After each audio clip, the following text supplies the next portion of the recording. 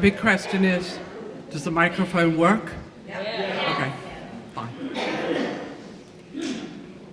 My late husband, Herman, was a great believer in the healing power of laughter.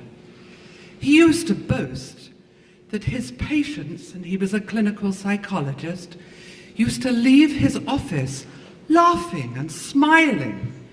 And he used to plot on the way home in the car how to make me, his very prim and proper British wife, giggle over the dinner table. I remember very distinctly him explaining to me on how he advised couples on how to warm up their relationships. No wonder they left his office smiling. Whew. However, the times that he made me laugh most of all were completely unplanned. I'm now going to tell you one such story. Take the time that he got Bell's palsy. One side of his face badly drooped, and he had an eye patch over one eye, and his speech was barely intelligible. However, even though he couldn't drive, he wanted to return to see his patients as soon as possible. So one morning I took him up to the Newton bus station, and he was bound for his Providence office. So you can imagine my surprise when a few hours later the phone rang, and it was Herman. Our conversation sounded something like this. Hi, hey. Herman, is that you? Are you saying you're in New York City? How did you get there? I wrong bus. You got on the wrong bus? How on earth did you do that?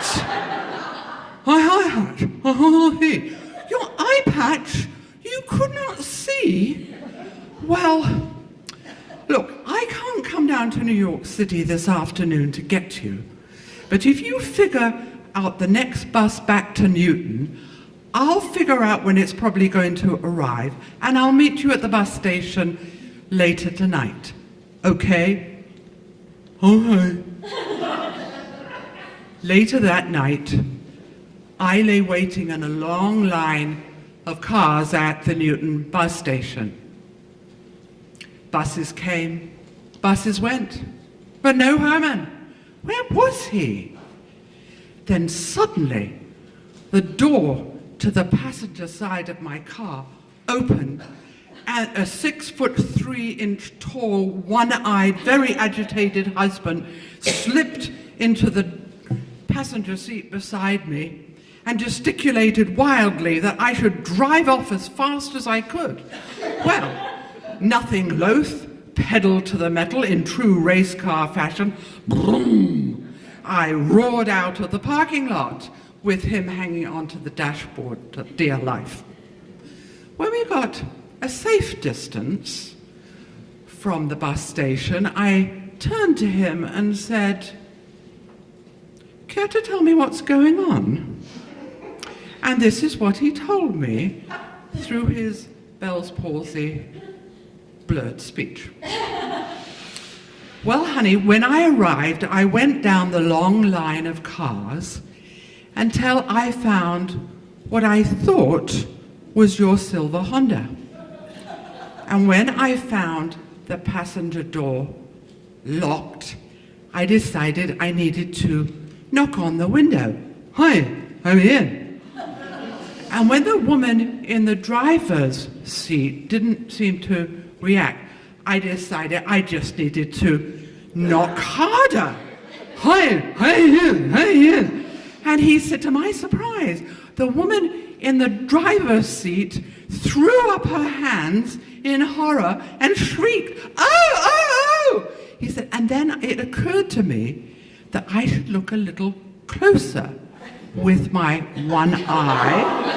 against the passenger door glass. And then I saw, to my horror, it wasn't you.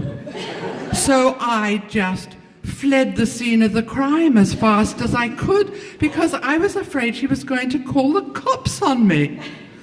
Oh, I just had to laugh at my very crestfallen husband. I could just envisage the headlines in the local newspaper the next day. Well-known Newton psychologist with eye patch terrorizes woman in Newton bus station parking lot. Tonight, I honor the man who made me and so many other people laugh every day. And I wish to carry on his legacy. So laugh loud, laugh often, and I hope my very silly story did make you laugh tonight.